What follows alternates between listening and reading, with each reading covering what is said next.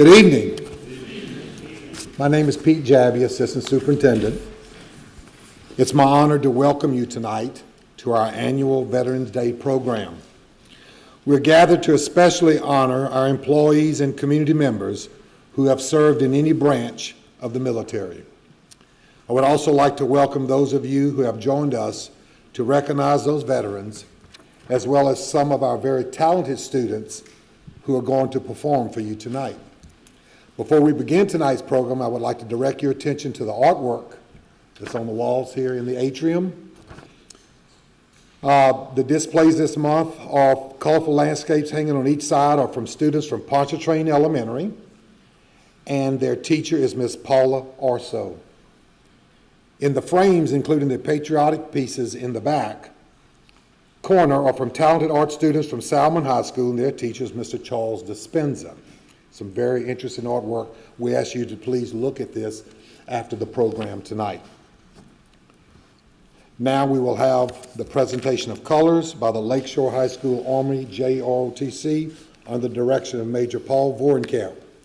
Please rise as our flag is presented.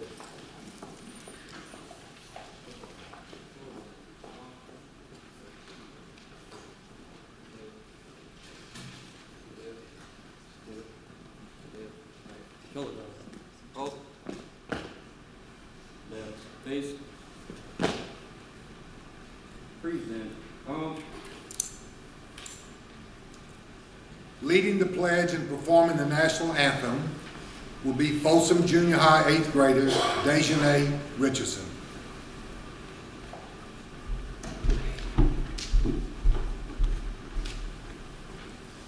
I pledge allegiance to the flag of the United States of America and to the republic for which it stands, one nation, under God, indivisible, with liberty and justice for all.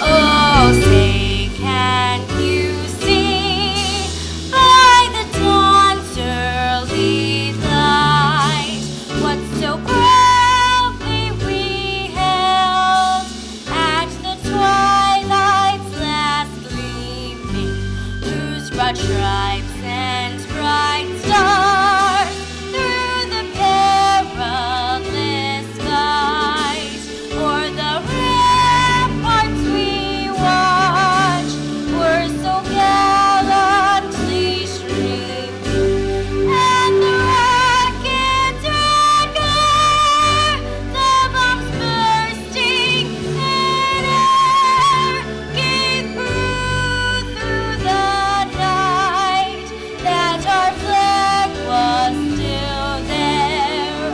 Oh, say does that star-spangled banner yet wave o'er the land of the free and the home of the brave?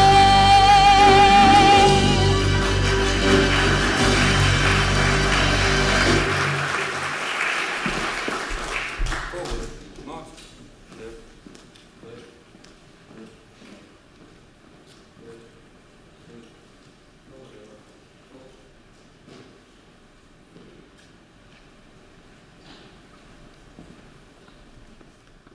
You may be seated. I wanted Dejanay, I wanted you to stay out here for just a second.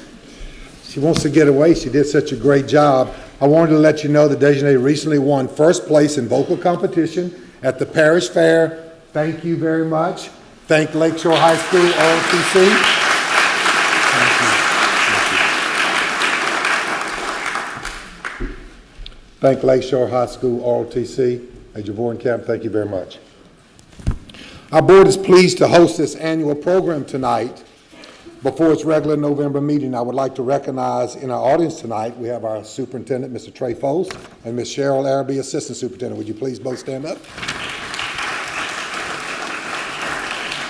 We have a number of our board members in the audience tonight. Board members, would you please stand and be recognized? Thank you. And I would especially like to recognize, I don't see Mr. Panks here, but Mr. Bedencourt, would you stand, as Mr. Bedencourt is one of our veterans and also a board member. Thank you very much. Clearly, an important element of our mission as a public school system is to promote citizenship.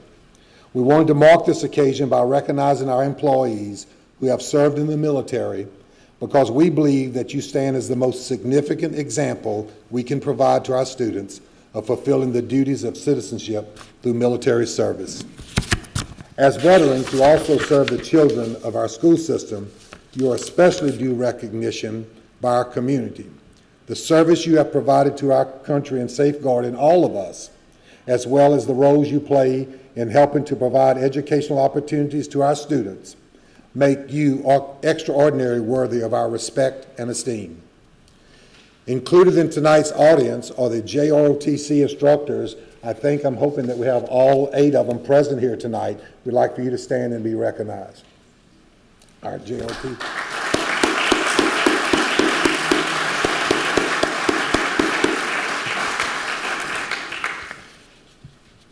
Additionally, we would like to extend a special welcome to those community members from the various military organizations, such as the American Legion, the Sons of the Confederate, the Veterans and Military Affairs Advisory Council, the Military Officers Association of America, and the Military Order of the Purple Heart. Thank you for being here. We appreciate it.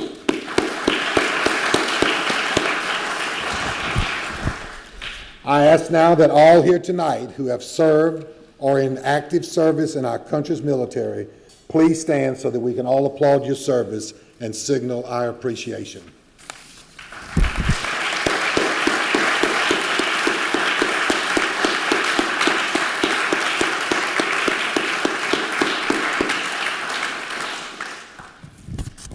While there are many veterans in attendance tonight, we have chosen one of our own to come forward and share his thoughts about what it means to serve in the military and to be a role model for our students. Please help me welcome Lieutenant Colonel Terry Douglas, the instructor of the Fontainebleau High School, Army JROTC. Lieutenant Colonel. Good evening, ladies and gentlemen. It's good to see you all out on this beautiful evening like this. It's a great day to be American. It's a great day to be a veteran. I feel honored and privileged to be able to speak to you at this Veterans Day program. Veterans are recognized as men and women who have or are serving in America's armed forces. Tonight's ceremony is a celebration to honor all American veterans for their patriotism, love of country, and willingness to serve and sacrifice for the freedoms of all people. It is also a day for reflection and remembering. I can recall when I was teaching future officers at Tulane University in 2004. I had just returned from a tour of duty in Kuwait. The senior class that would be graduating that spring would be joining the ranks of soldiers in the Army. This class was very special to me because of their commitment to serve their country. The class of 2004 entered Tulane University and joined the ROTC program in August of 2001. Little did they know that less than a month into their fun, carefree college years, their future would possibly mean that upon graduation, not only did they receive a college degree, but there was a strong possibility that their immediate future could mean serving and fighting in a war to protect the freedoms of America. Not once did they waver in their commitment to serve their country. We did not have one cadet complain or try to get out of their ROTC obligation. They became focused and dedicated to the mission of graduating and preparing to be leaders in the Army. Over half of that graduating ROTC class deployed and served honorably in the cause for freedom. They have made me proud, their family proud, and their country. Although I am personally retired from active duty, I still choose to serve my country as a junior ROTC instructor at Fontainebleau High School. The commitment shown by cadets at Tulane shows me that we are a proud nation with future leaders who love, honor, and respect the freedoms that the United States affords us. And I am proud to motivate our young students to be better citizens so they can carry on the traditions that we as veterans hold dear to our hearts. So tonight is my privilege to say thank you to all my fellow veterans for your courage and exemplary service. It is my honor to be considered an American veteran. Remember, all gave some and some gave all. I salute you.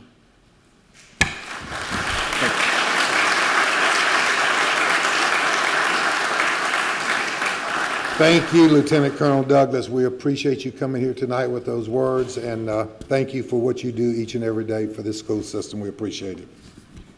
Our veterans are directly responsible for the freedom we enjoy today, making America a wonderful place to live. To help us thank our veterans, we now have Pearl River High School talented theater students who would like to perform for you a short skit entitled The Preamble.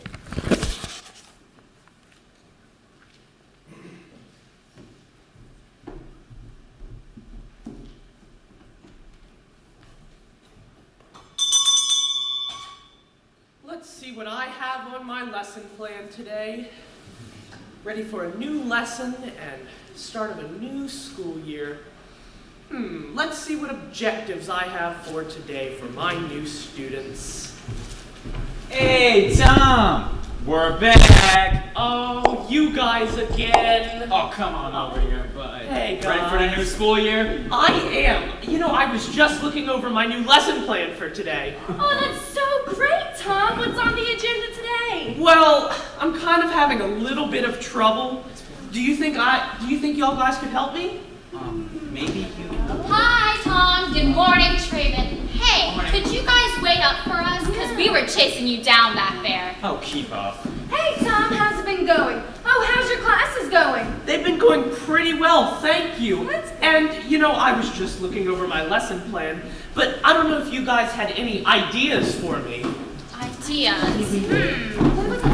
We do, and just in the nick of time. Right, Laura? Tom, do you know what holiday's about to come up? Well, I know Christmas is coming up and Thanksgiving is just around the corner. I love turkey. No, not Thanksgiving and not Christmas. You can think about turkey later. Oh, here, how about, it's a historical holiday. Two words. I see. Veterans Day. Veterans Day. That's right, Tom. Here, how about you tell them about it, Nikki? Well, you see, Tom, veterans are people who have served in the military. Yes, like the U.S. Army, Navy, Air Force, Marine Corps, and the Coast Guard. These people have just given up so much of their time to keep us safe and free. And other countries like Great Britain and France celebrate November 11th as Armistice Day to commemorate the ending of World War I on November 11th, 1918. Fighting ceased at the 11th hour of the 11th day of the 11th month. Wow, this is a great lesson, guys. Thank you. And we can even help by letting you learn about the preamble. It's a song about the Constitution and how we formed it and how it keeps people like us free today. Everybody ready? Yeah! Hey, do you know about the USA? Do you know about the government? Tell me about the Constitution. Hey, learn about the USA.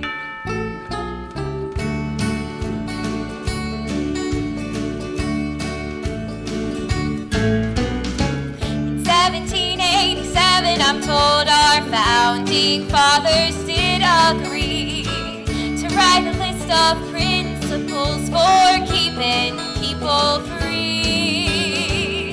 The USA was just starting out, a whole brand new country, and so our people spelled it out, the things that we should be. And they put those principles down on paper and called it the Constitution. And it's been helping run our country ever since then. The first part of our Constitution is called the Preamble, and it tells us what our founding fathers set out to do.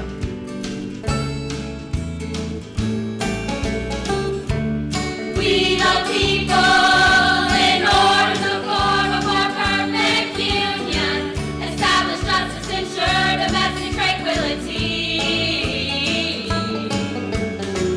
provide for the common defense, promote the general welfare, and secure the blessings of liberty to ourselves and our posterity, to ordain and establish this Constitution.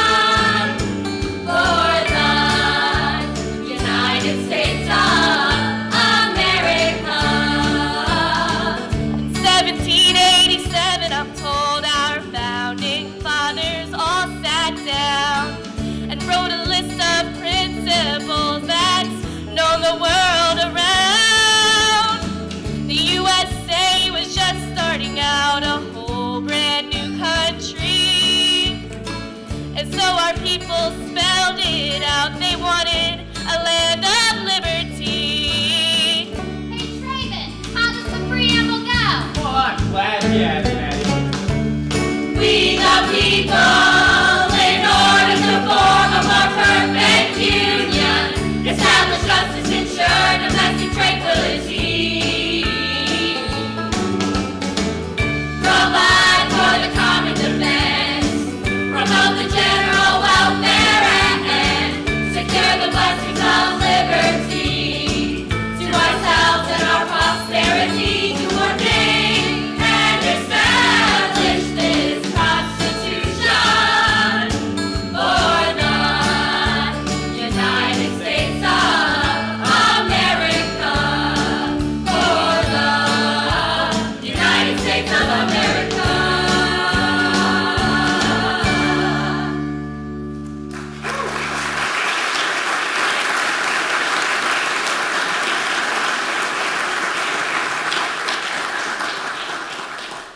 Thank you so much again, guys. I am so excited and I'm so ready to teach all of my students about all the patriotism and courage of all the men and women serving in the United States military.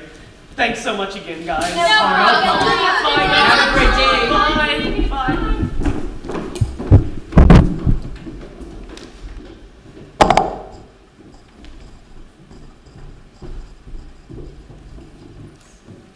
Come on.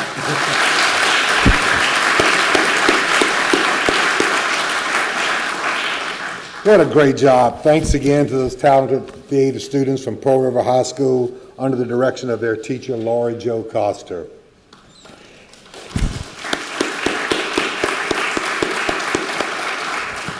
At this time, we have a special military medley that will be performed by members of the Fontainebleau Junior High Band under the direction of Mr. Mike Sambola. Veterans, please stand as you hear the melody associated with your particular branch of the service and your emblem appears on the screen.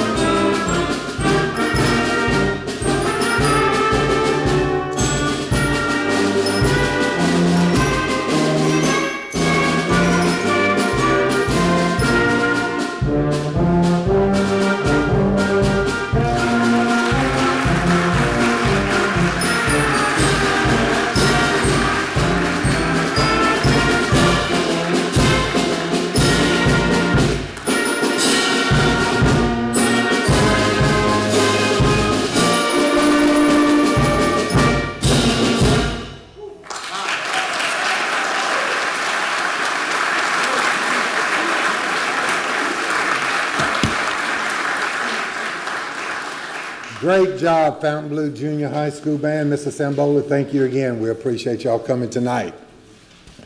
School board member and military veteran, Ron Bedencourt, will now share a resolution that will be read later tonight at the committee as a whole meeting to officially acknowledge our veterans. Mr. Bedencourt? Well, thank you for this honor of reading this resolution. Whereas every November 11th, our thoughts turn to our veterans to honor them for their service to our nation, and whereas we are urged to recognize the sacrifices of our veterans and their families and honor them for their courage, valor, and willingness to serve in order to preserve our freedom, and whereas we are especially grateful to our school system employees who have served our country in the military and made these sacrifices in peace and in war, as well as to our junior ROTC instructors for their vital role in the education of our students and their work to instill a sense of patriotism in all of the children in the St. Tammany Parish public school system.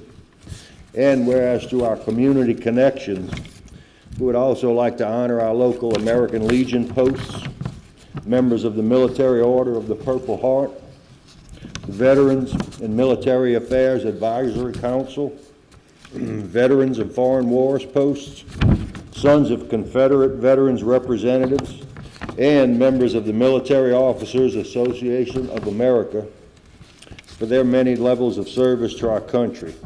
And whereas we're inspired by all of these people for their heroism, self-sacrifice, and devotion to preserving our freedom and way of life in the United States of America.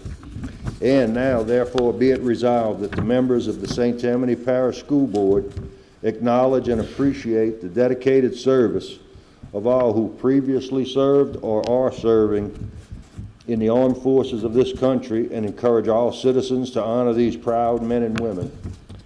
Be it further resolved that this resolution be spread upon the official minutes of this board, with a copy being sent to all veterans and attending the special Veterans Day program held on November 7th, 2013, and to all schools within the school system to post as a sign of respect and gratitude to our armed forces, past and present. Thank you.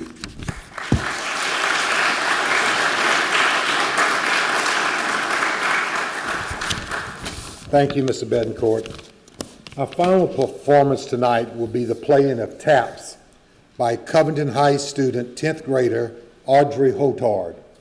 Audrey is a member of the Covington High School Marching Lions, a member of the Parish and District Honor Bands, as well as a semifinalist in the National Trumpet Competition held in Washington, D.C. In keeping with military tradition, we ask that you hold your applause at the conclusion of this song.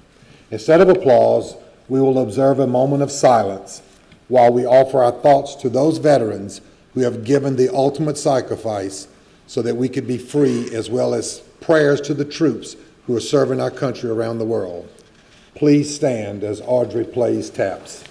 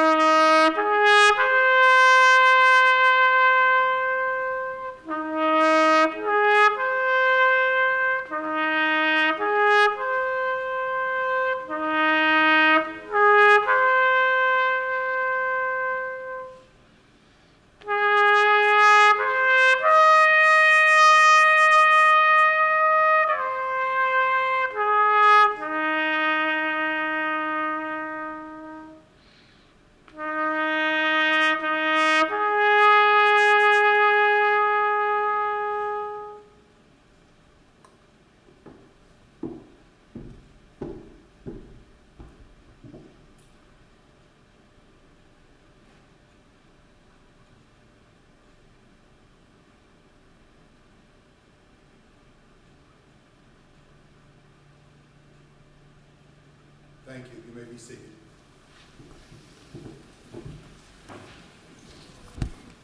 We appreciate the attendance of all of our veterans who are being honored tonight for your service to our community and our country. Your participation in this event has helped to make our recognition to all veterans a very special occasion. And of course, we thank the students who participated tonight, as well as their teachers and administrators who helped to make sure that the students played an important role in honoring our veterans. Those who were not able to join us tonight will be able to view the program on Channel 13. We ask that those veterans who are here tonight gather in front of the stage for a group photo immediately after the program. Refreshments will now be served in the back of the room. Thank all of you for coming.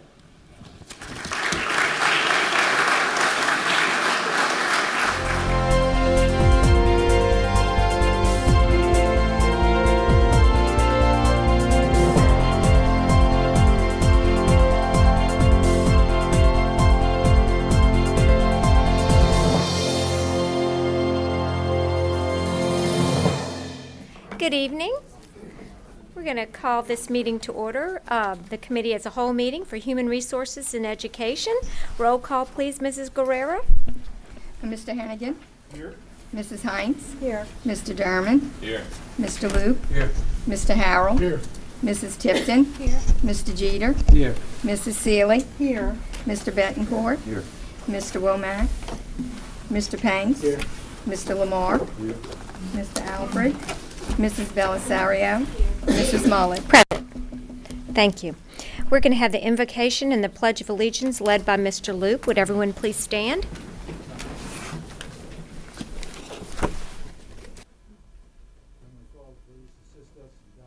Making our decisions tonight. Help us to remember Mr. Bob Womack's sister in our prayers. And please protect our military, past and present, and their families. In your name we pray. Amen. Amen. Pledge allegiance to the flag of the United States of America and to the republic for which it stands, one nation, under God, indivisible, with liberty and justice for all.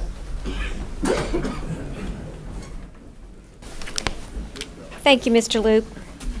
We had no persons requesting time on the agenda, so we will go down to item 5, which approval of the minutes for the committee as a whole held on October 3rd. So moved. Second.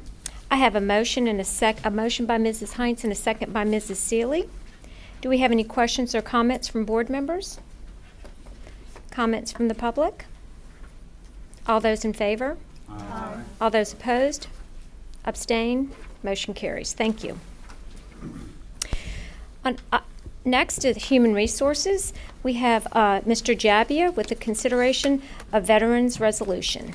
Mr. Thank Jabbia. you, Ms. Mullet. Appreciate that. As many of you were here a little earlier, we had a wonderful program honoring our veterans, and I would like at this time to recognize our two board members, Mr. Panks and Mr. Betancourt. If you would please stand as our veteran board members.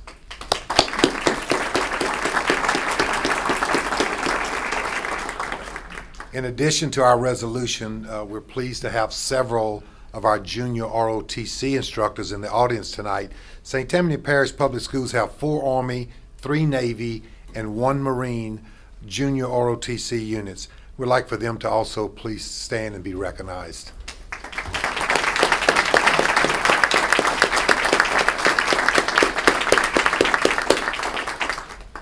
Thank you, gentlemen. As I said earlier, we do appreciate your past services to the military, or present service to the military for some of you, or all of you, and again, the work that you do with our students each and every day. And I would like to ask Mr. Betancourt if he would please read the resolution at this time. Thank you, Mr. Jabbia. Whereas every November 11th, our thoughts turn to our veterans to honor them for their service to our nation. And whereas we are urged to recognize the sacrifices of our veterans and their families and honor them for their courage, valor, and willingness to serve in order to preserve our freedom.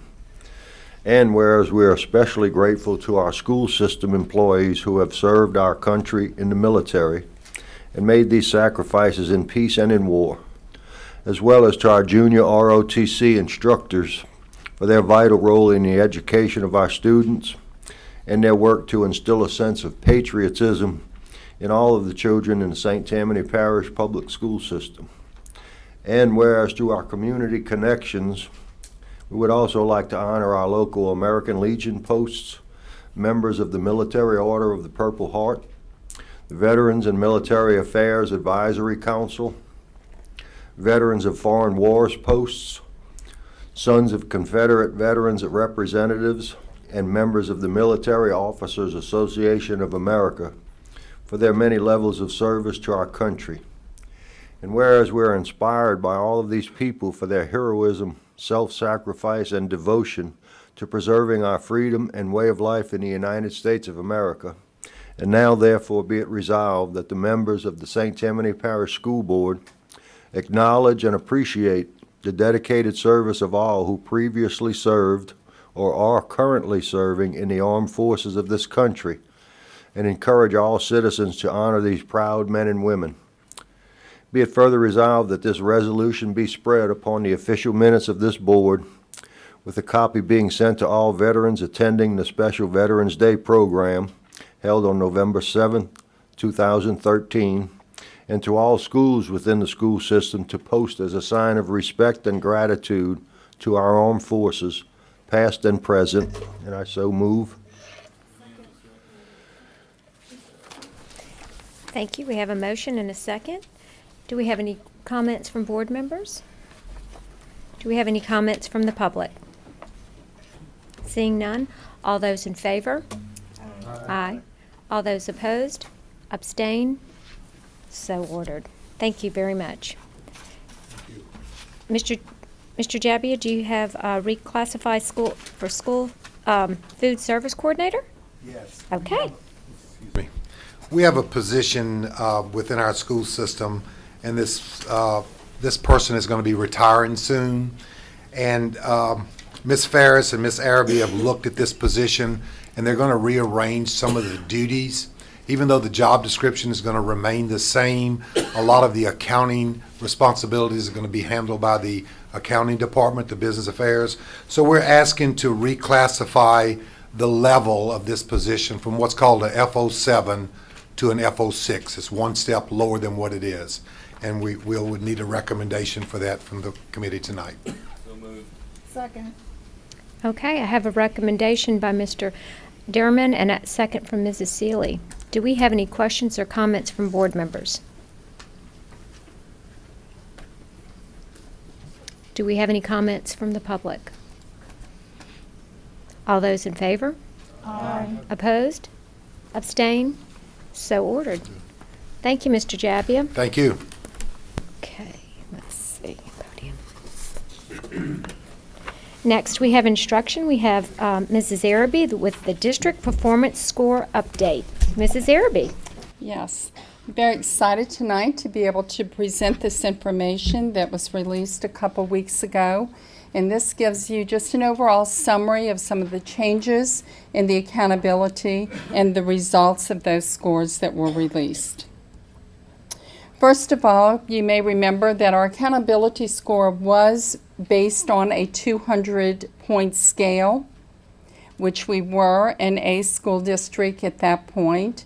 And for this new year, with the new release, we're still an A district, even with the changing of the formula, with the total accountability score being based on 150.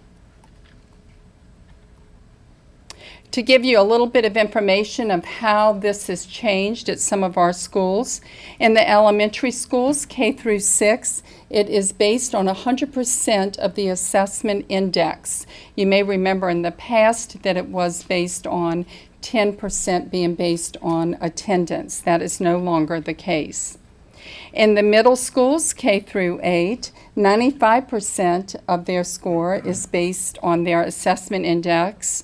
5% is on high school credits by the end of the year. And you may remember at one of our presentations last year, we shared with you a redesign that there were going to be additional Carnegie units that were going to be offered to our 8th grade students. So we are definitely already prepared for that. That is taking place at our schools now. At the high school level, this is what we would consider to have been our biggest shift in the way of the accountability system. You can see that it's very evenly divided, with 25% being based on the ACT, 25% being based on the end of course, 25% on the graduation cohort rate, and then 25% on the diploma and other indicators. So as always, we like to do our comparable of our district as far as based on the entire state of Louisiana. The state of Louisiana had 14% of the schools were at an A rating.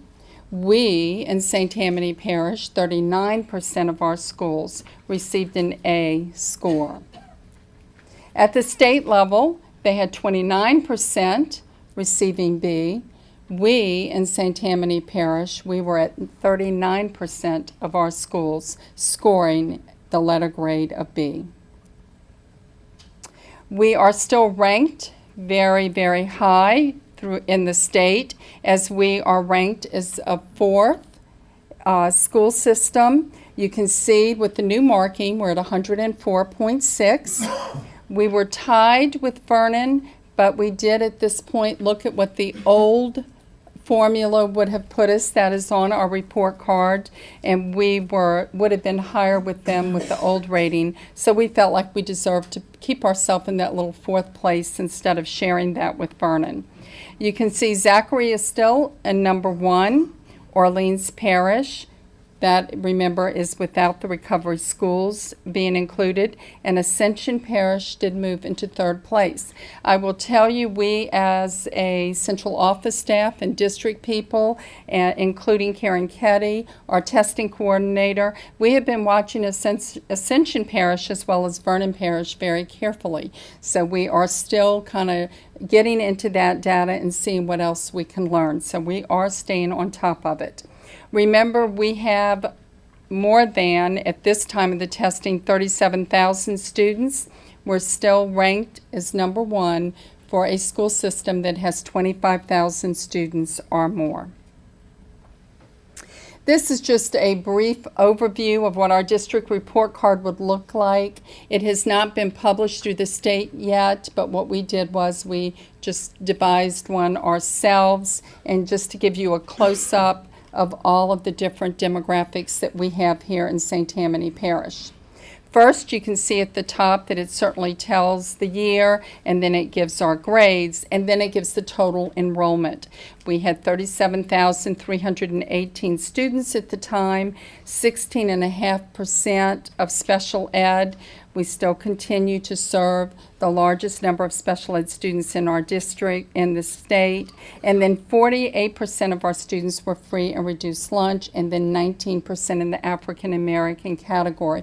Remember, these are the subgroups that we have to pay very careful attention to making sure that they are making the gains as well.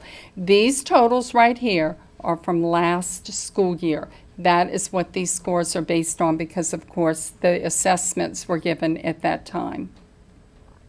We are so proud that our school performance scores an A with a rating of 104.6 out of 150.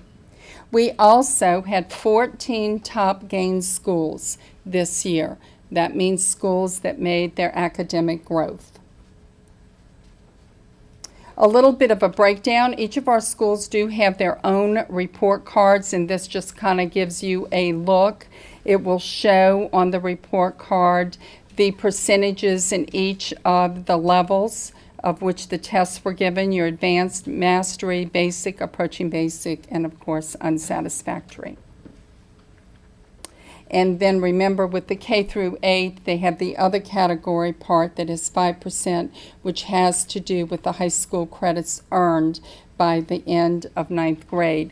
Both schools get credit for that, the 8th grade schools as well as the high school schools. So with that, remember, both schools have an interest. We have a lot of conversation going on between the junior highs and the high schools right now because they want great participation in this.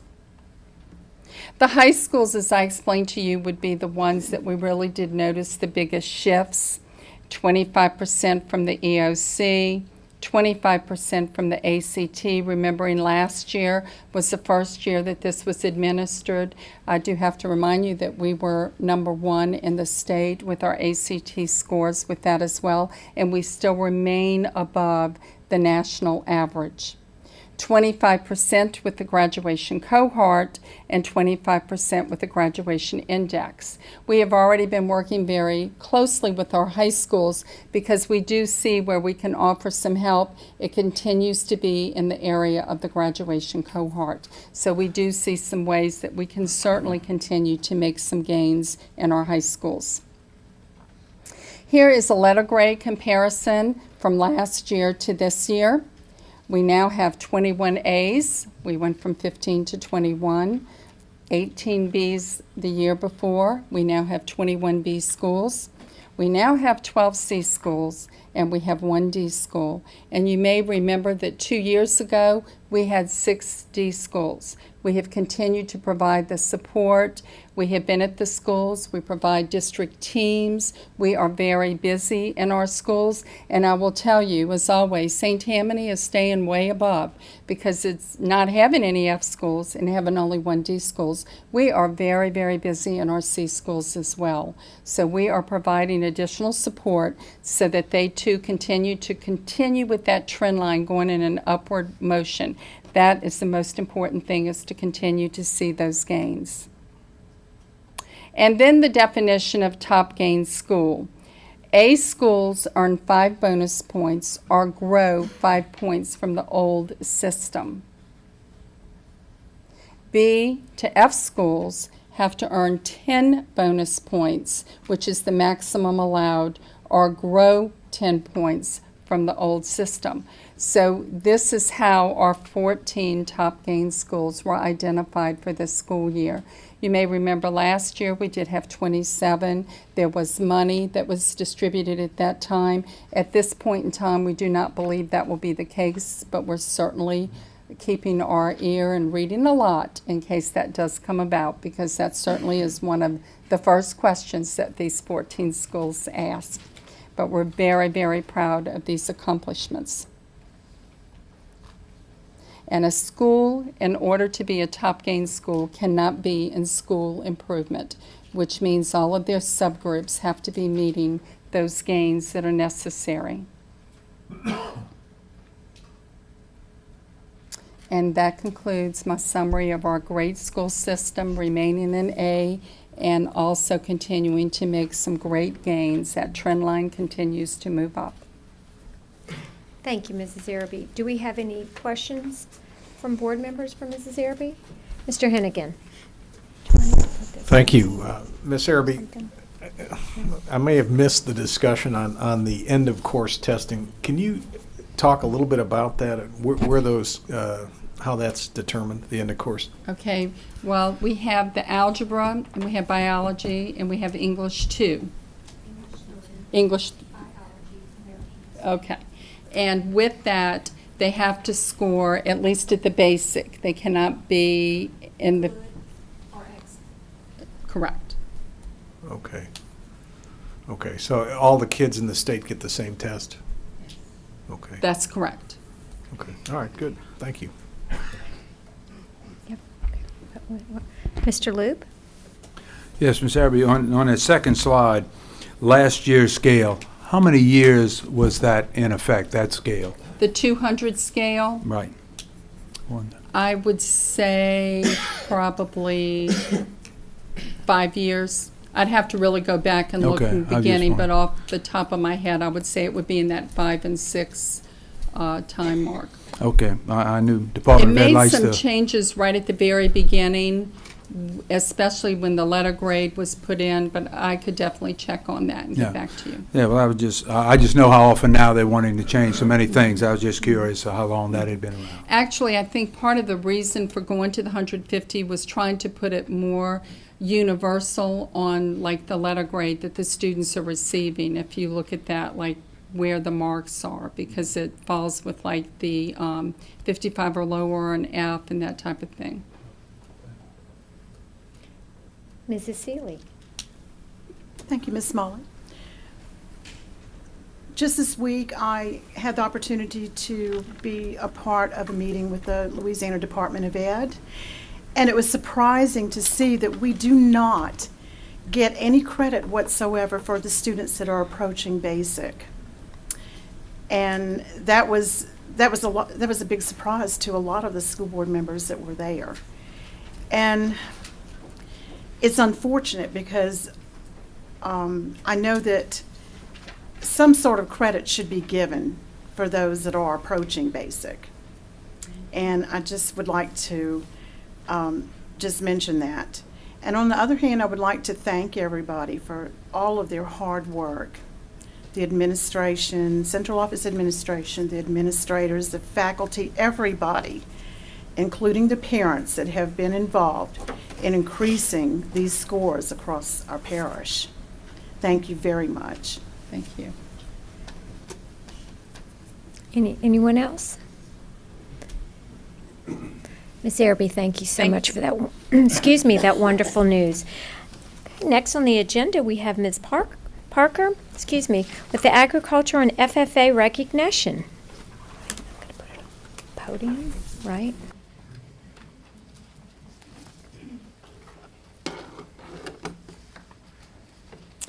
Good evening. Agriculture and FFA is an important part of our school system. These students, parents, and teachers work tirelessly to represent our school system. This year at the National Convention, the theme was Ignite, as you can see on the top of the screen. And that is what some of what our students are known for. The fire, the passion, and the dedication to grow into adults that will make a difference in our community. We applaud the hard work, diligence, and honors that these students have obtained. And you'll just scratch the surface tonight, not everything that all of our students have done, because we would be here till tomorrow sometime. We would like to begin tonight by recognizing the students from last year, because if you remember last year we did our presentation in August, and then in November they had gone to the National Convention. So we'd like to begin tonight by recognizing the students from last year that were honored at the National Convention.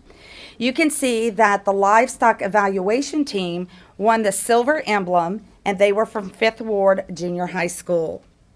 The first annual National Novice Procedure Career Development, they won first place, and that was also 5th Ward Junior High School. American FFA degree, Jonathan Peters from Covington High School. The American FFA degree is the highest award a student can earn in FFA. Very, very few students ever receive this commendation, and the percentage I got was less than 1% of all the students in FFA ever reach this level. So it is a huge honor. And we had the top in the nation, and we were, it's really kind of unbelievable because we didn't have just one in the top 5 in the nation. We had 2 schools last year in the top 5 FFA in the nation, and that was Creekside Junior High and 5th Ward Junior High. Our success isn't by accident. It's from all stakeholders, the community, the board, administrators, teachers, parents, and especially our students, valuing the opportunities that FFA and ag programs provide, giving of their time, talent, and other resources to leave a mark on our community and the world. Since the parents of these students play such an integral part, parents, please stand and be recognized for all you do for this program. Parents, please stand.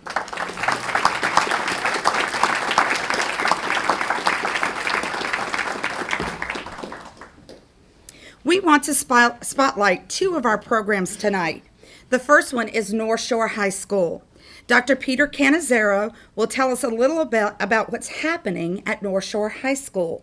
In addition, he's going to share some other information about our entire district and all our FFA chapters. We were fortunate that Dr. Cannizzaro joined us a few years ago. We stole him away from LSU. From Dr. Cannizzaro's point of view, we would like him to share the impact of ag and FFA on the students and our system. Dr. Cannizzaro.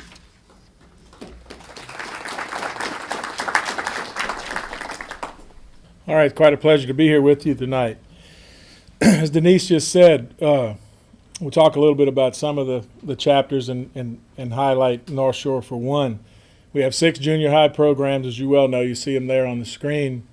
Fontainebleau, 5th Ward, Creekside, Folsom, Montleon, and Lee Road. From a high school standpoint, there are 5: Fontainebleau, Covington, Pearl River, Lake Shore, and North Shore. From an activities standpoint, before I get to that, let me say this.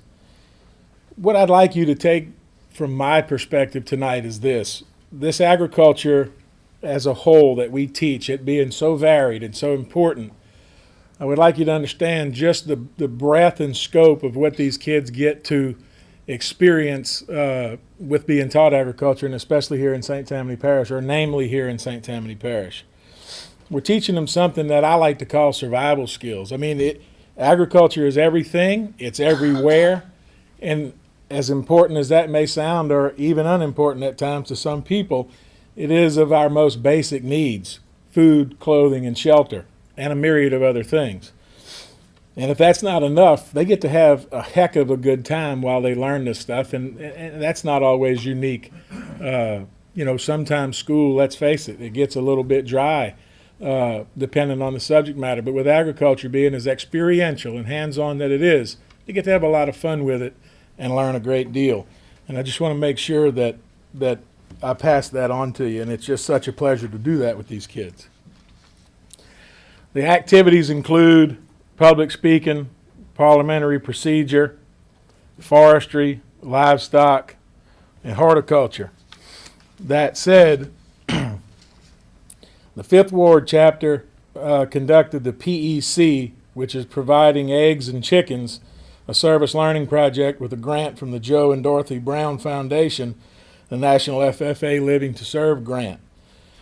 We try very hard through our programs to work with the communities any and whichever way that we can. As you know, that's a very integral part of what we need to do. We want to be one with the fabric of that community as much as we can. And this is one of those excellent opportunities that 5th Ward was able to take advantage of. And they were able to give eggs and chickens to low-income families in the Sun and Bush communities. Also, we'll talk a little bit about community projects and some special projects too. Now on to North Shore. The first picture you see there is a young man that just got finished, among not just him, but him among others, just got finished building some poultry cages that we have over at North Shore. What's important about the picture is this. He, among his classmates, built this cage completely on their own. The picture does say a lot if you look at it. They learned how to use power tools. They learned how to use hand tools. They learned how to use a tape measure. We throw a little math in there, trick them a little bit. They don't even know it. Get a fraction or two here and there. So it really means a whole lot. And you see he's very prideful of what was done.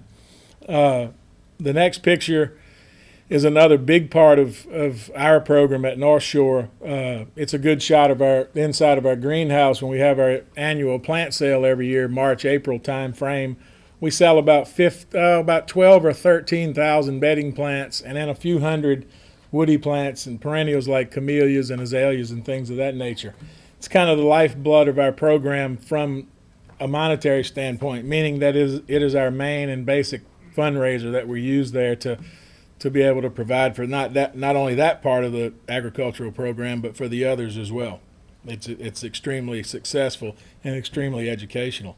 Horticulture being only second only behind building, as you well know, is a multi-million-dollar boost to the economy here in St. Tammany. So it's very real, and we like that. The bottom picture on the left is again some students working on the cages that we had built just last year. And I like this picture because it shows a little bit of diversity. There's a young man there and a young lady there, and I'm proud to tell you that we have many of each one. We have lots of girls. We have lots of boys. We have them from all walks of life. So that's really important as far as we're concerned. I touched a minute ago on community help. The building you see there is one of several that we worked on last year that belongs to the city of Slidell. Those buildings are part of a Santa's Village, which go in one of the parks in Slidell, and they were to say that they were in poor repair is an understatement. They really were pretty deplorable. Well, the city didn't really have the manpower nor the time to get in there and really fix those things. And being a big part of the community as this Santa's Village is, they needed it to get done. And they came over to our school and asked us, and us being the ag teachers and the administration, of course, if we would undertake that project. Let me tell you, 3 or 4 buildings that big, those buildings measured close to 15 or 20 by 15 or 20, and completely refurbish them from ground up is a big undertaking. We were only happy to oblige. We got every single student in our ag program, which is 300, give or take a couple, to work on those buildings, from, framing them up, putting new sheeting on them, painting them, sanding things down, new electricity, new windows, etc. So it was quite a big undertaking. It taught us a whole bunch. It taught the students a whole bunch.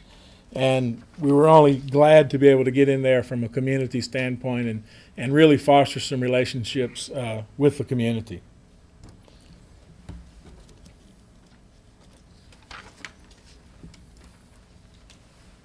Individual and group awards. I'd like to just point out a couple of things. We have over 100 individual or group awards.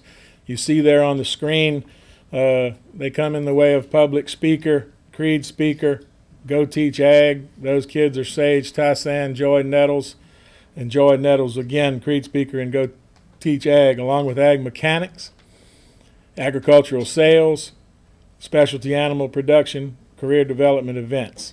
Those kids, as you see, Roy Rancatery, Savannah Montoya, and Cameron Wright. These programs are extremely varied. That's what really sets us apart. Sometimes we're able to do things that are just starkly different from one another, yet we're covering the same basic principles of agriculture. I want to talk about this young lady just a bit.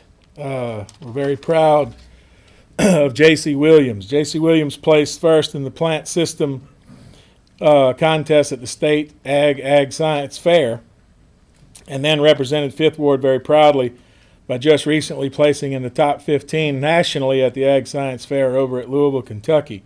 I want to say congratulations, this outstanding accomplishment, and I'd like for J.C.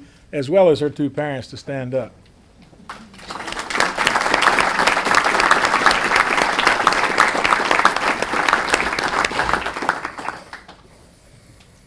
They were proud to tell you there were 57,000 some odd kids just like J.C. at Louisville, Kentucky. So to say that she was in tough company is an understatement. The next person I'd like to talk about is Mr. Colin Jackson. I've had the pleasure to meet this young man a time or two. Colin, a previous student over at Pearl River, was awarded the American FFA degree at the National Convention back last week. We want to congratulate Collins, and we're so proud of him. And Denise touched on it a while ago about the weight and the importance of this type of award. Of the 9,000 Louisiana FFA members, only 9 people have received this award, Colin, of course, being one of them. He now attends Vanderbilt University.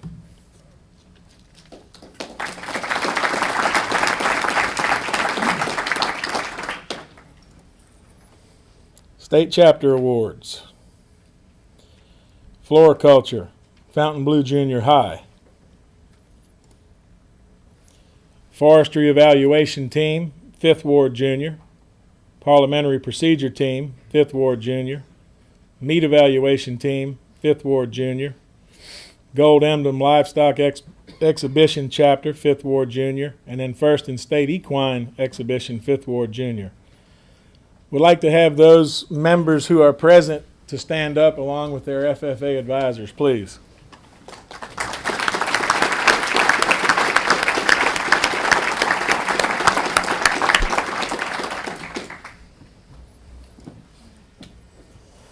Then we have Nursery and Landscaping along with the Gold Emblem Chapter. Both of those awards are for Creekside Junior High. And then the overall top FFA chapter in the state, we talked about that a moment ago, Denise did, 5th Ward Junior. But those folks from Creekside and your advisor, if you're here, if you would stand up, please. Anybody here from there? Okay. Gotcha. Okay. Got it. No problem. And then the largest increase in FFA members, proud to say that was Pearl River High School, and I know there's at least one advisor here from Pearl River. If you'd please stand. 258. Very good.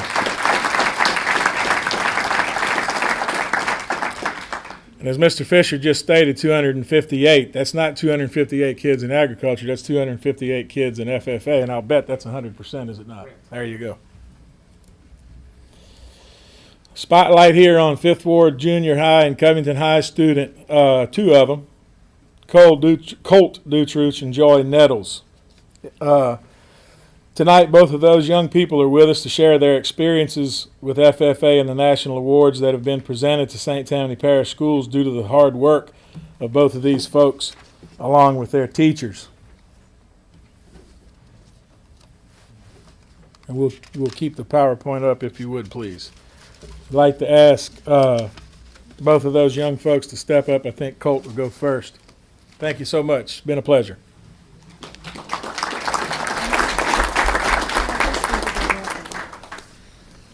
Hello, my name is Joy Nettles, and I'm the 2012-2013 president of the Fifth Ward FFA chapter. And I'm Colt Dutruch, the vice president. Fifth Ward Junior High, we help students grow from pre-K to 8th grade. Students grow as they develop skills in 6th, 7th, and 8th grade agriculture classes. Our chapter has grown to have 100% FFA membership. Through our student activities, we grow students with character, leadership qualities, and who have hands-on experience to prepare them for agricultural careers. Ag Leadership and Parent Night. All agricultural students are involved in this project. All students study parliamentary procedure in class. They are divided into groups and perform motions and discuss topics using the format of the FFA Parliamentary Procedure CDE. All 7th and 8th grade students recite the FFA Creed from memory, one paragraph at a time during class. The Parent Night aspect of this project is it allows students to demonstrate parliamentary procedure and creed speaking. Last year, 33 different students participated in parliamentary procedure at least twice during Parent Night. Students have also said the FFA Creed, and one member practiced her speech. We were very successful at the area and state CDEs. Fifth Ward Farm Safety Day is an activity that we do. It's held in April or May of each year, and it's to teach 5th grade students what they will be learning about if they decide to take the agricultural class in the 6th, 7th, and 8th grade. Before Farm Safety Day begins, 8th graders prepare topics to teach to the 5th graders. During Farm Safety Day, 7th graders act as guides to the 5th graders and guide them to the stations that the 8th graders will be teaching at. Some of the various topics that they will be learning about is how to use power tools, such as the scroll saw, miter saw, table saw, and even the router. Also, they will learn how to be safe around, take care of, and even show livestock animals, such as cows, pigs, sheep, and goats. After Farm Safety Day is over, 5th grade students write a paragraph about their station that they liked best.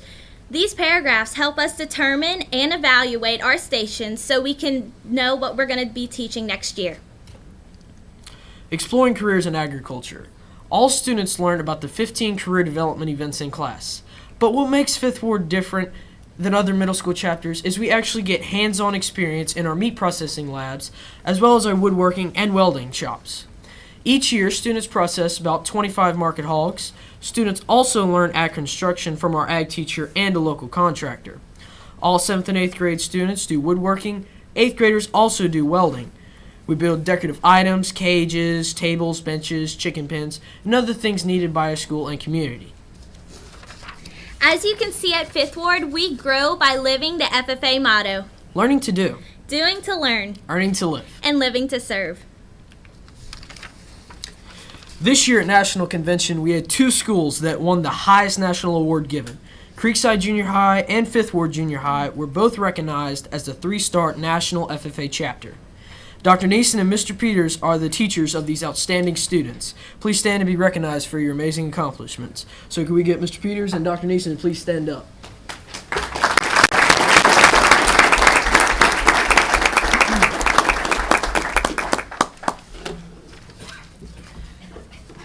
Then the culminating event of the school year, the FFA Banquet. This is a time where parents, students, and teachers can gather to honor all of their students' awards and achievements. Even though we learn a lot, work hard, give ourselves, we still find time to have fun. Thank you for supporting FFA so we can continue to reach our full potential. Thank you.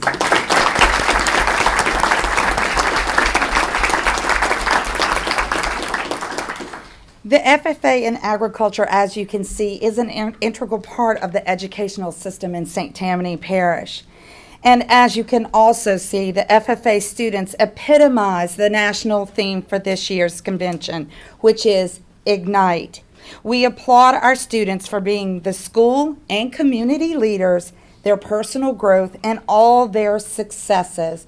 And we thank the teachers, the parents, and the students for representing us so well in St. Tammany Parish. Thank you.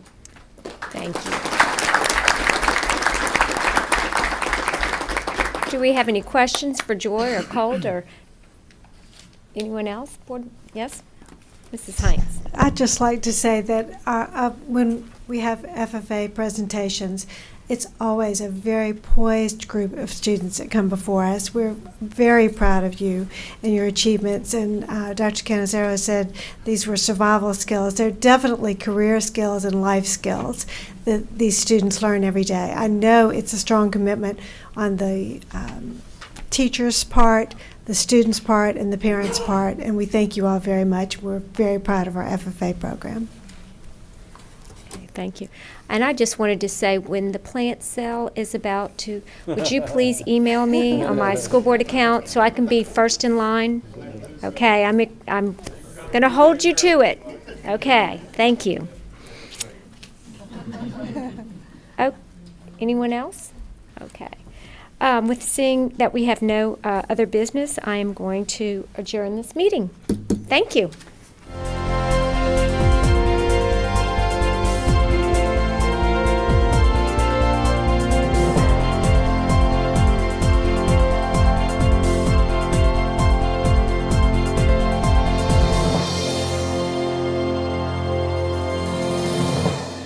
Okay, ladies and gentlemen, we're going to call this meeting to order for the St. Tammany Parish School Board Committee as a whole, November 7th, 2013, for Business Affairs and Administration.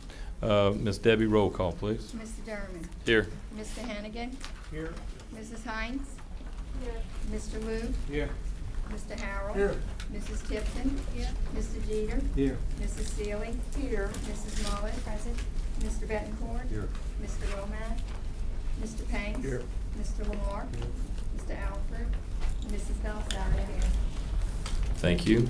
We're going to dispense with the invocation and the pledge, as that was done in our previous meeting.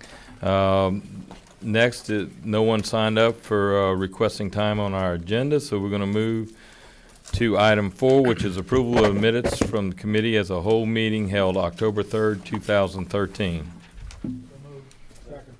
Moved by Mr. Loop, seconded by Mr. Bettencourt, I believe. Any questions or comments from board members? Any from the public? All those in favor, please say aye. Aye. Opposed? Abstain? So ordered. Moving on to number 5, which is consideration of one-time supplement from House Bill 1. Mr. Foles. Thank you, Mr. Derman. Good evening, board members. Tonight we will be presenting our recommendation to you as it pertains to the one-time stipend from the state as was allowed in House Bill number 1. As you recall, the state required that 50% of that total amount from our parish, which was $4.9 million, 50% of that $4.9 million was intended for certificated classroom teachers as designated by the state of Louisiana. The stipend amount for these employees, as determined by the state, is $774. For the remaining 50% of the monies, which the state allowed each school system to use at their own discretion, we make the following proposals to you tonight. We propose that the certified employees not identified by the state will also receive the same amount of those certified employees that were identified by the state. Therefore, they would receive the same $774. And after paying for those two certified groups of employees, the balance of the remaining funds would be shared among the non-certificated employees, giving each one of them a one-time supplement of $662. These stipend amounts allow the entire $4.9 million that we receive from the state to be paid to our employees without dipping into the general fund budget. Our plan would be to provide this one-time supplement in a single check to each employee on November 22nd, 2013, as they leave for the Thanksgiving holidays. Below you will see the summary of the calculations, reminding that these are indeed estimates, and the final numbers would be prepared by Terry Fortenberry and her department on the exact calculation. But you can see by this number, the $4.9 million, the 2,546 certificated employees that the state designated receiving $774 stipend. The remaining certificated employees, which is another 539 employees, would also receive that same $774. And then our non-certificated employees, 2,111 of those would share amongst the monies that were left over from that, giving them a stipend of $662. Any employee that was employed by us by October 1st and would be on our payroll come November 20th when we run this account would be eligible for these one-time stipends. Ms. Fortenberry, Ms. Araby, myself, Mr. Jabbia, as others have looked at these numbers over and over. We've looked at different scenarios. We just feel that this is the best way. You know, our theme this year is working together for success. We think it's important that everyone shares in these monies that have come to us. Of course, the state set the number for the first group of employees, and then for the other two groups, we thought it was important to share it appropriately with them. And that is our recommendation to you tonight, and certainly be glad to answer any questions that you may have from me, Ms. Fortenberry, or Ms. Araby. Thank you, Mr. Foles. Do I have a motion? Ms. Heinz? I'm sorry, Ms. Heinz? I'm sorry. Wait a minute, Ms. Heinz. Mr. Darman, I wanted to recommend that all certified personnel receive $774, the amount determined by the state, and all non-certificated personnel receive $662. All employees receiving stipend must be employed as of October 1st and must still be employed as of stipend check date of November 22nd. Thank you. Now, do I have a second? Second. Okay, Ms. Seeley, second that. Okay, any further discussion from board members? Seeing none. Any discussion from the public? Seeing none. All those in favor say aye. Aye. Opposed, nay. Abstentions? So ordered. Mr. Foles, thank you very much. Thank you, Mr. Darman. And I would like to add that the fact that most of our employees were really, all of them have not had a pay raise in several years. I think it's very appropriate that it be shared amongst the whole entire group. Thank you. Okay.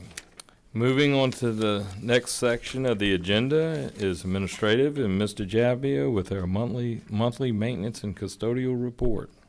Thank you, Mr. Durman. Before we get into that, I'd like to welcome Mr. Wade Singletary in his first official committee as a whole meeting in his new position. Now y'all can hit him with any questions that you may have regarding the, I already hit him before the maintenance meeting. and custodial report. The report's in your packet. If you have any questions, we're here to try to answer those questions. Any questions by board members? Ms. Bellisario. I just have one very brief question on page 41 and 42 where it says Covington Warehouse. Since this is a report on costs, I was curious why completed ethics test was in there. Is there a cost associated with that? Or was that more a justification of the time spent there? Okay. Thanks. There's no cost for I that, didn't for think that there was. training. Anyone else? Seeing none, Mr. Jabbia. Mr. Gaspard is here for the risk management report, if there's any questions. Any questions by board members? It's in your packet. Seeing none, Mr. Jabbia. Miss Amy and her staff are here to answer any questions. If you have any questions on the monthly transportation report, and that's also in your packet. Any questions by board members? Ms. Bellisario. Thank you, Mr. Durman. I notice on item 2, it talks about currently advertising for special needs bus owner-operators, regular owner-operators, itinerant operator, bus attendants. Are we having a greater number of vacancies this year than normal? I don't think we're having a greater number of vacancies. We have some, most of these are retirees that have retired, so it's just that group going through at this time. And none of these are new routes, No. correct?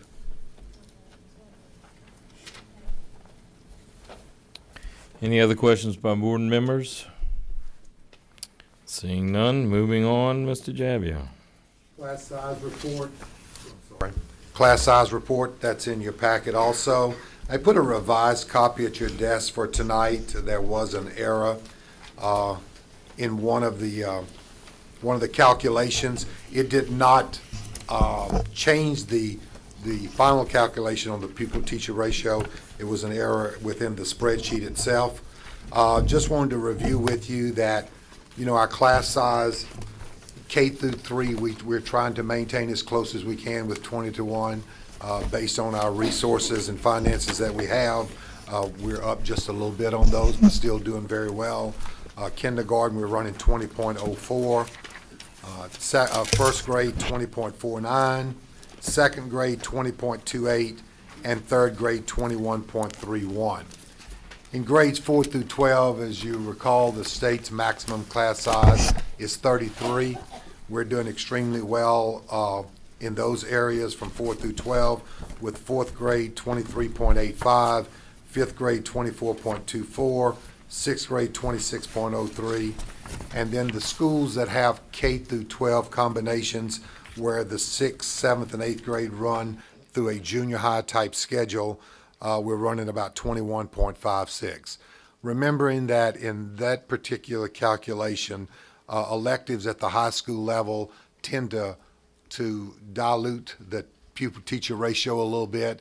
The core classes are really pretty jam-packed, but your electives bring that pupil ratio down a little bit.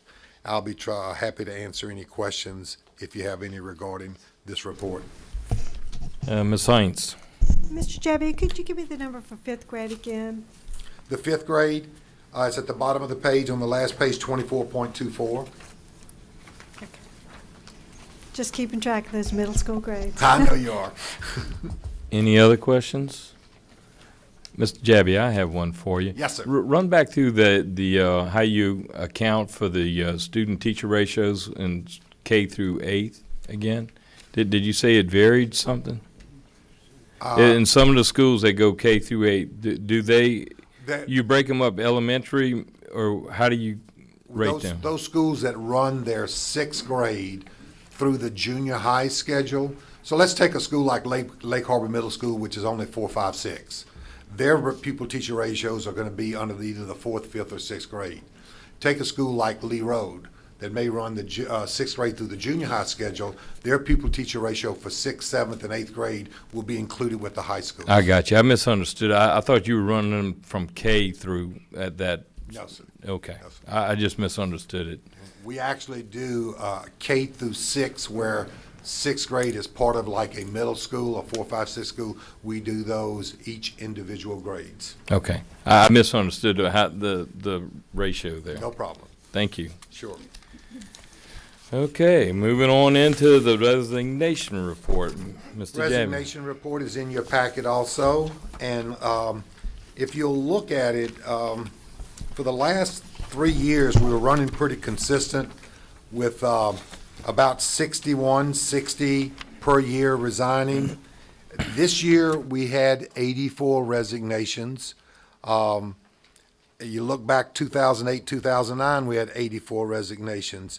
So I don't know what the trend is here or what this really tells us, except to the fact that, you know, there's a lot of things going on, as all of you are well aware, at the state level. So that could be where we had a little bit of increase this year in the number of resignations that came to us. And you'll see a little bit in our exit interview report that I'm going to give to you next. Retirement actually went up about 17% this year from last year. About a 17% increase in retirement. Mr. Bettencourt, I'm sorry, Mr. Jabby, you finished? Yes, sir. Mr. Bettencourt. Thank you. Mr. Jabi, it says the resignation report, but in the form, it's got terminated date and terminated reason. We use, the computer system uses terminated, whether you resign, retire, or we actually terminate you. That's just the way it's coded in the computer. Okay. And what is RSC? And then there's some that are 99. Resigned, 99 means for whatever reason, that person cannot be rehired at our school system. So maybe they were canceled out of the profession. And RSC, which is the Resigned. vast majority of them. Resigned, they just resigned. Just resigned? Yes, sir. Okay, thank you. Sure. Mr. Lamarck. Resigned includes those who've retired, right? No, sir. So how many more are there that retired? We had 151 who retired this past year. And 84 that resigned. Yes, sir. That's over 200 people. Yes, sir. We hired over 200 people this year. Is that higher than normal? No, that's about normal. That's what I thought. Yes, sir. Thank you. Sure. Any other board members got questions for Mr. Jeter? Mr. Jabby, just looking at the negative numbers, did the immediate supervisor display a supportive attitude?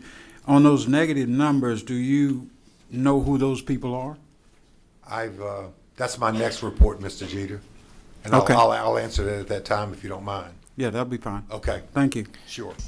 Mr. Jabby, just so you know, I spoke with Mr. Brady, and he said it was probably because he was leaving that so many people resigned. Yeah, that's what he'd like to think. Or he said maybe because you took over some of his duties. Okay. Next up, Mr. Jabby. The exit interview report. This report has run pretty similar, and I reported to you 2 years ago that we have to enter this in a state computer system. We also keep track of it ourselves internally. The state was supposed to do a lot more with reporting out to us, but we've not received really anything other than what we've put in, which we knew. So, but just some highlights of this. 84 resignations, exit interview questionnaires were mailed. For those of you that are not aware, it's anonymous. They do not have to sign it. Some people do sign it.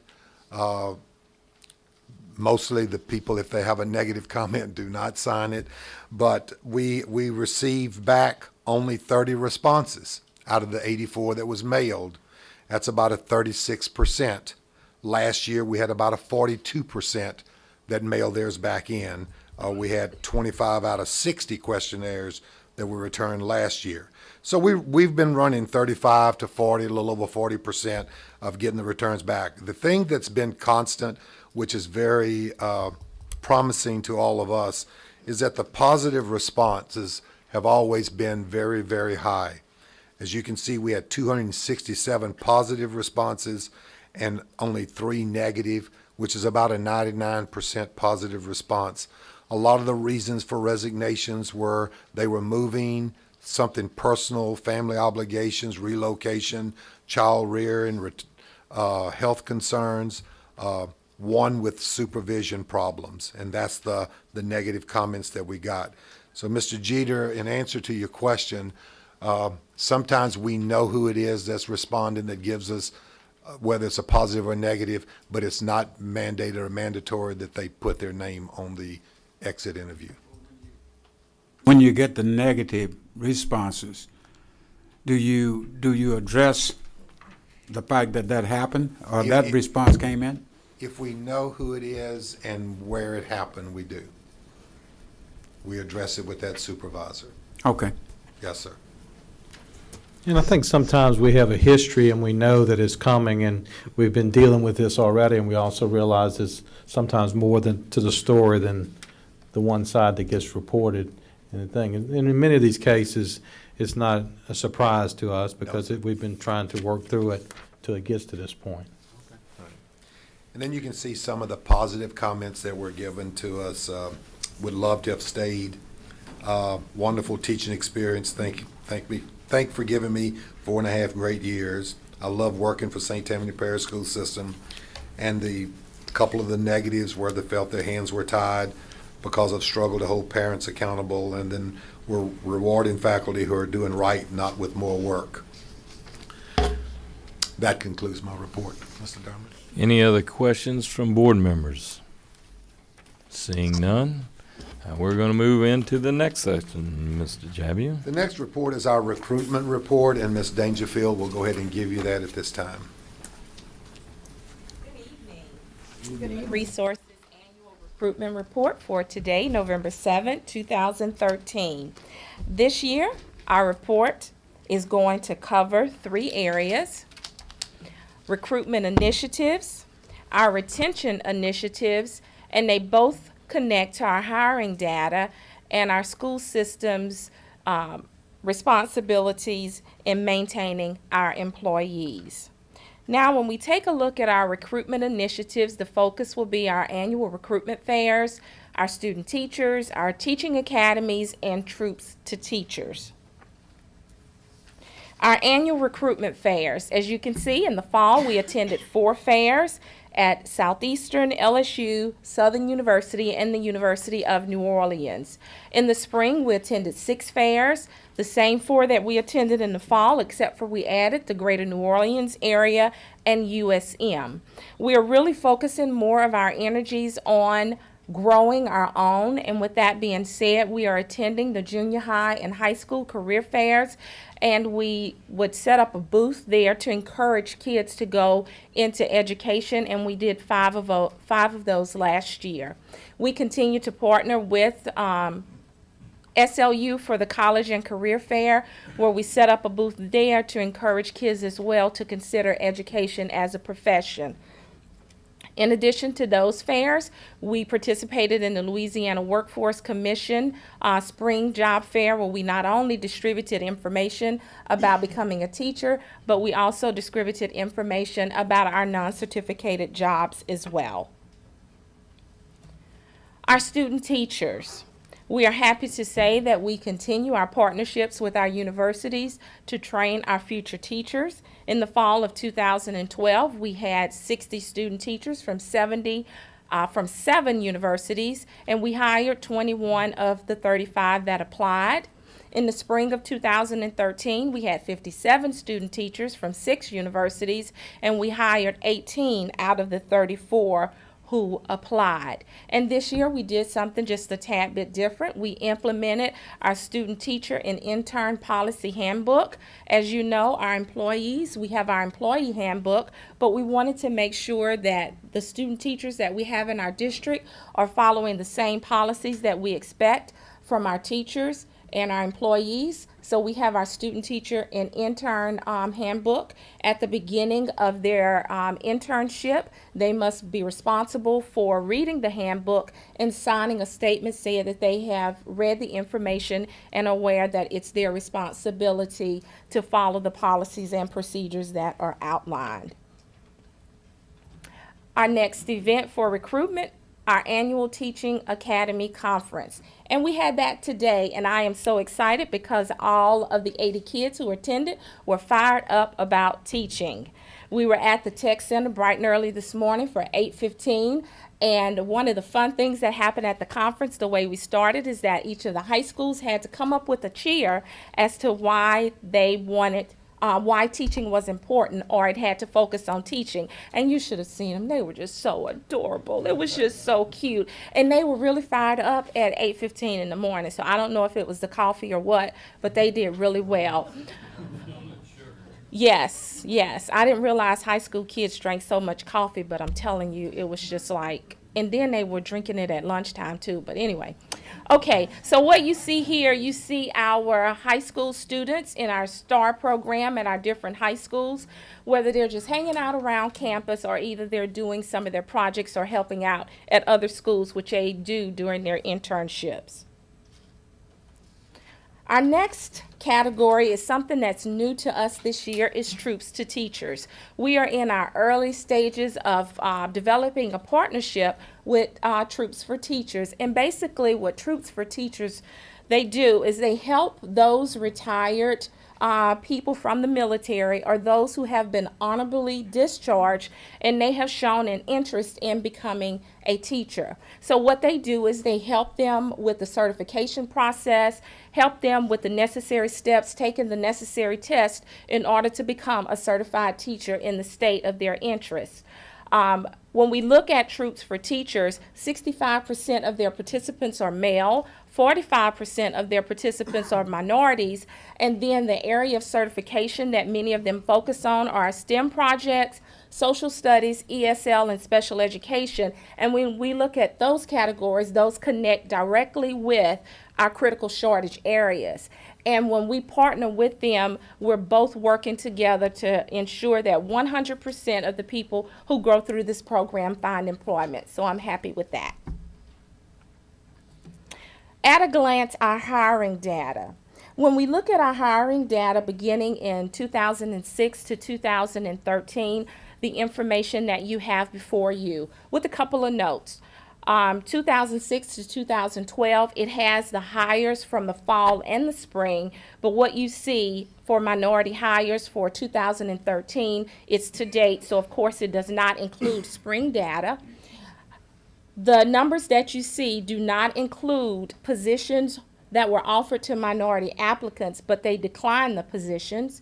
And then 2013, the data does not include those minorities of Hispanic heritage as opposed to 2006 to 2000 through 2012. So there you see at a glance our hiring data for the last couple of years. Now on to our retention initiatives. We're going to focus on new teacher induction, the welcome and reception, Boost, which is a new program this year, and our expression sessions. Our new teacher induction, very excited. As you can see, we had lots and lots of new teachers to train this year.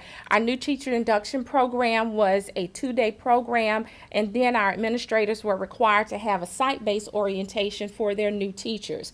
During that first day, we engaged all in one big group at the Tech Center, and we had a day filled with activities that focused on the Compass rubric. The second day, which we call Curriculum Day, is an opportunity for them to work with someone in their grade level and or content area. So they were out in the different schools working with those seasoned teachers in preparation for their own classrooms. And then those things that we were not able to cover in the 2 days, those are the things that were taken care of at the individual sites doing the site-based orientations. Boost Network. With our new teacher induction program this year, being condensed to 2 days, questions were coming up about how can we offer additional support to our teachers throughout the year. How can we continue to build our own superior teachers and that birth our Boost Network? So our Boost Network is professional development opportunities that we have monthly that we invite all of our new teachers to provide support for them. Our topic for September was planning for success within the guaranteed curriculum, and we had over 80 new teachers to attend that session. Our October session was student engagement. We had a little over 70 new teachers to attend that session. Coming up for the month of November, we have Understanding the Compass rubric. That's going to take place on November 18th and November 20th because we do hold the same workshop on both ends of the parish, so people do not have to travel across the parish to attend. And then January will be Student Engagement Part 2, followed by February, which will be data-driven assessment. So we're really proud about the Boost Network. We have lots of participation, and we do even have requests from some of our seasoned teachers to attend these professional development opportunities. Our Minority Educators Welcome and Reception, we held that this year on September the 28th. We had an opportunity to introduce all of our new minority teachers to our community. Our theme this year was Working Together for Success, and what you'll see here in the first picture, they were listening attentively as Mr. Foltz gave his opening presentation. And then the second picture, you see Arlena LeBlanc, who was our guest speaker, provided words of wisdom. She is working with Mr. Larry Hurd, who is the assistant band director, new assistant band director at Fontainebleau High School. And then our expression sessions, and these are support activities that we offer to our new minority teachers. Our first one is going to be held on November the 11th. They are held after school. Participation is on a volunteer basis. Our first topic is going to be Working Together for Success, where we will have some of our administrators presenting top tips to our teachers for successful teaching experiences within St. Tammany. And other sessions will be teacher motivation and morale. And then the one they love to close out the year with is Hot Topics in Education. So at our community reception, we had an opportunity to introduce the new teachers to our community. And at this time, I'd like to share that same video with you.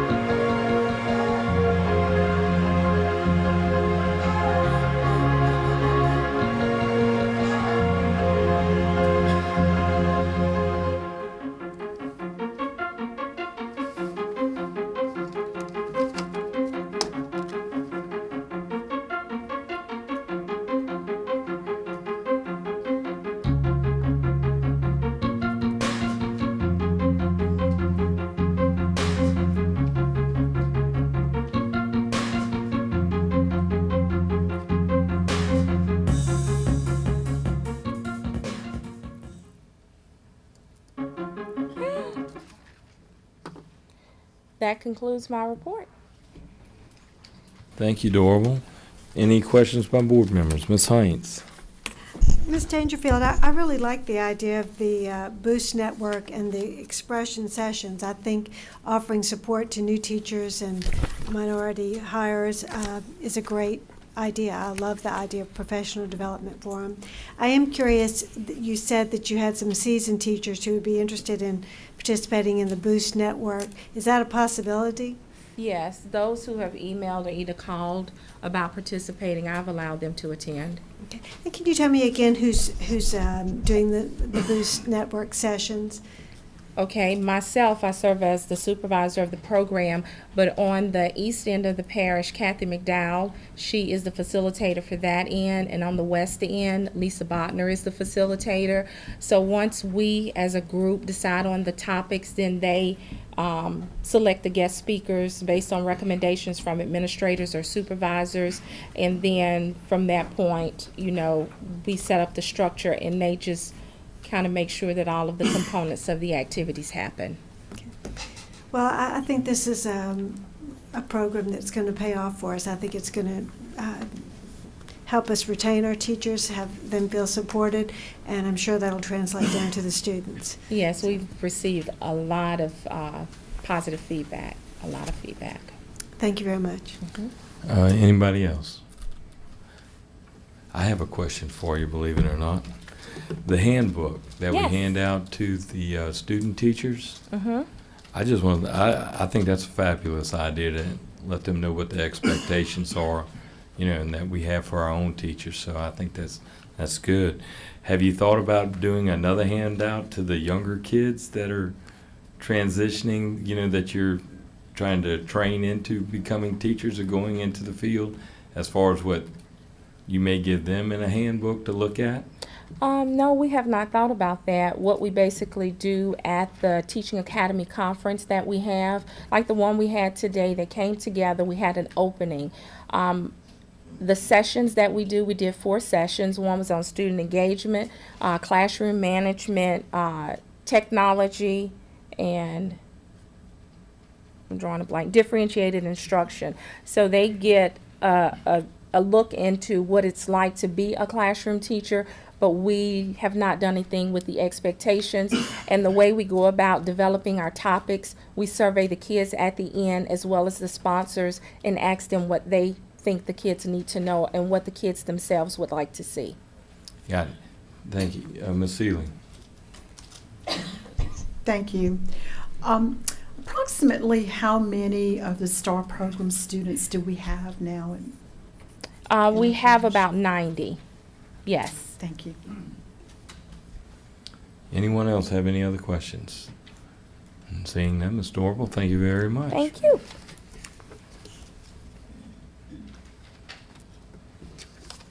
Okay, now we're going to move on into construction.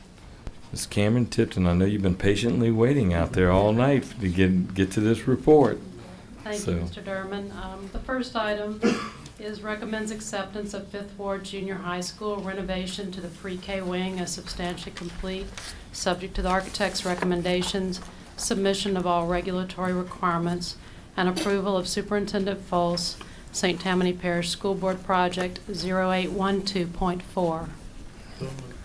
Moved by Mr. Harrell, seconded by Mr. Loop. Any questions or comments from board members? From the public? Seeing none, all those in favor say aye. Oppose? Abstain? So ordered. I guess we'll go to the overview of the Community Development Block Grant projects now. Yes, sir. Got it? Thank you. You may remember this image from 2005, Hurricane Katrina. We wanted to bring your attention tonight to the fact that while we're not finished with the complete closeout process, there's a lot of paperwork and auditing that we still have to go. We are now complete with construction projects that have had funding associated with the disaster recovery from Hurricanes Katrina and Rita. We reached this milestone When we requested substantial completion for Brock Elementary School addition last month, and also when we requested the completion for Madisonville Junior additions in August. These two projects, as well as funding for items that were ineligible for FEMA to fund in the reconstruction of the school system following the hurricanes Katrina and Rita, were provided for and administered through a program known as Department of Housing and Urban Development Community Development Block Grant, otherwise known as CDBG. And this was part of a great deal of federal funding to the state of Louisiana for the disaster recovery. At the state, the Division of Administration, the Office of Community Development, has overseen this funding. And our allocation was $19.5 million from that funding source. The CDBG program, at its basic task, was to make the affected agencies as whole as possible following the disaster. To assist program applicants in identifying, developing, and complying with CDBG regulations, the state engaged consulting firms, and the consultant that was assigned to the St. Tammany Parish School System was Meyer, LaCroix, and Hickson. And they have been instrumental in our systems meeting the requirements for this funding and guiding us through the process involved in successfully applying for and meeting the requirements for the funding that we've received. The senior grant managers at Meyer, LaCroix, and Hickson that were assigned to our system were Mike Chenevert and Darrell Williamson. I'm sad to report that Mr. Williamson passed away at the end of August, but both of these gentlemen have worked tirelessly to make sure that we've had all of our paperwork in order and have guided us through a very cumbersome process at times. And I want to thank them for that. The construction projects that were primarily funded totally by CDBG were the reimbursement for the Madisonville Elementary classroom portables, and these were kind of known as the cottages at Madisonville Elementary, and we put them in place almost immediately following the hurricanes due to the shift in some of the population. And they did reimburse us for that.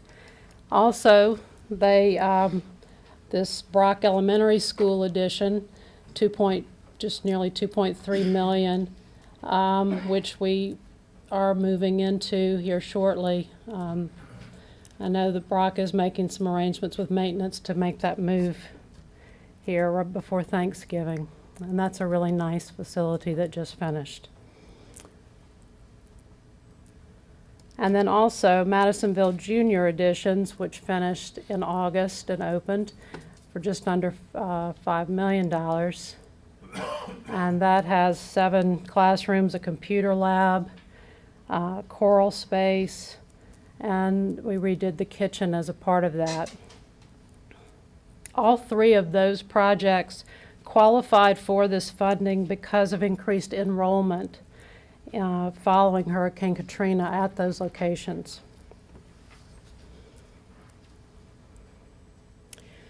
The main funding, of course, for projects following Hurricanes Katrina and Rita came through FEMA, and CDBG provided supplemental funding to address items that were not eligible for reimbursement under the FEMA guidelines. Construction projects that were funded by FEMA with CDBG funding were our replacement portables. You may remember that we've had some portables that we move when we need to, and we lost several of those, many of those, after the storm over on the Slidell end, and those were replaced and have been used in the Madisonville area to get through the construction on that side. And that was about $1 million worth. And then at Brooks Educational Complex, about $10 million replaced this old facility, you may remember. And we finished that work in May of 2010.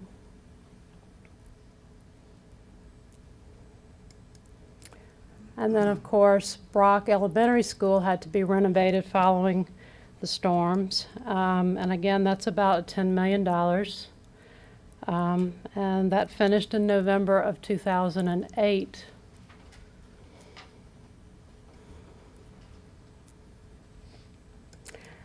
And the largest project that we undertook were all the projects at Salmon High School. From the demolition of the original school to putting in temporary classrooms in August of '06, we reopened, and then rebuilding the school in June of 2010 it opened, and then finally the ball field went back in place and the temporary buildings went away, and that finished in summer of 2011. All total, all of those construction projects associated with these funding sources represent just over $100 million in cost and reimbursement for the school system.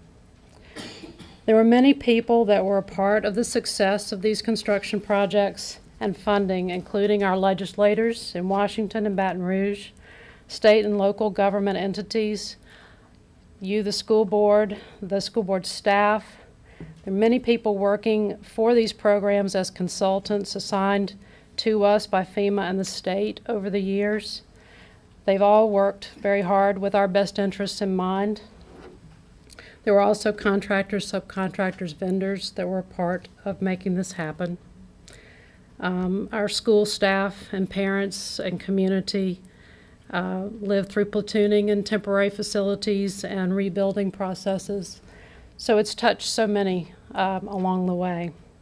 We want to definitely take the opportunity to express our gratitude for these programs and to the many people who work to help the school system with the tremendous effort of meeting the requirements for the funding that made our rebuilding possible. This is definitely a working together for success story for our school system and our community.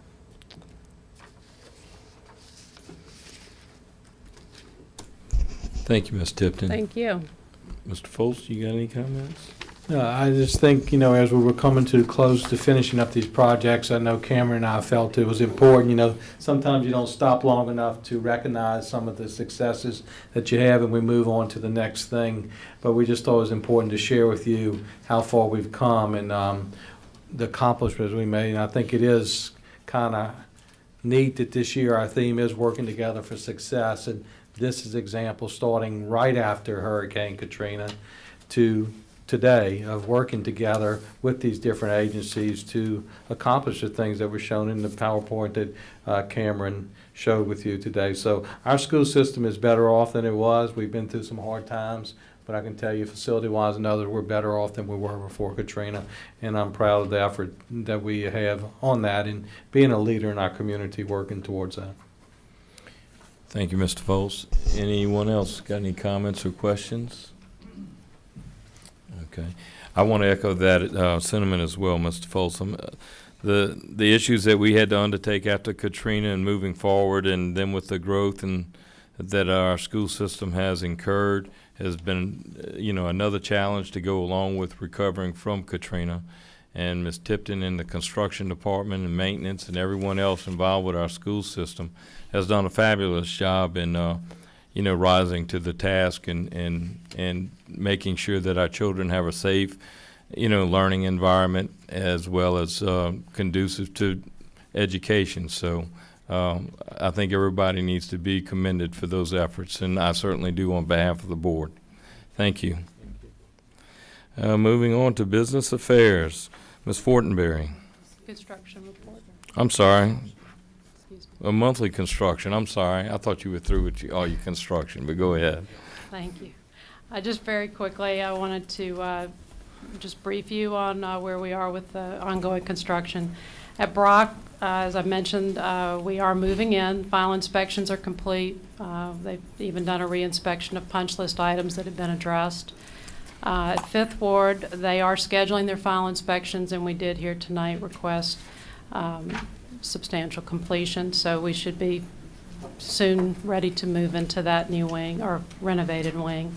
And at Woodlake, the progress is slow in Wing 5, but they do continue to work there. They've most recently put some structural steel in place to support the new HVAC units going on the roof. I also wanted to bring you up to date on the fact that we have begun the process of starting the new capital improvement projects. Y'all accepted the recommendations of the Screening and Evaluation Committee at the October meetings, And so Mr. Menino and I have been meeting with principals and the firm selected for the design work for the schools. We have been to most all the schools that have modular wing replacements and infrastructure projects at this point. And we're beginning to coordinate meetings for the third group of projects, which are the addition renovation projects. And we're expecting that all the kickoff meetings will probably be completed in the first part of December. So that's going well. Okay, thank you. Any questions? Okay, now we can move on to the next section. Business Affairs, Ms. Fortenberry. The monthly purchasing report is in your packets, and Ms. Stevens is here to answer any questions you may have. Thank you. Any questions? Seeing none, we're going to move on to announcements from the president. Ms. Heinz. Thank you, Mr. Derman. We would like to thank the many students who participated in the program honoring our vets, which took place tonight in the atrium before the committee as a whole meetings. Those schools participating included Folsom Junior High, Fontainebleau Junior High, Lakeshore High, Fontainebleau High School, Pearl River High School, and Covington High. Those teachers and instructors working directly with these students were Brian Strain, Laurie J. Coster, Mike Sambola, Mel Rogers, Dominic Messina, Lieutenant Colonel Terry Douglas, and Major Paul Vorenkamp. We would also like to thank the art students from Pontchartrain Elementary and Salmon High for displaying their artwork in the atrium this month. Their teachers are Paula Urso and Charles Dispenza. A special board meeting will follow tonight's committee as a whole meeting for the purpose of student expulsion hearings. The meeting will be held in executive session. The regular board meeting will be held on Thursday, November 14th at 7 p.m. at the Brooks Educational Complex in Slidell. So see you all in Slidell next week. Thank you, Mr. Durham. Thank you, Ms. Heinz. That completes our meeting, so we adjourn. So we do have another meeting following, so it's an executive session, so let's get home. Thanks.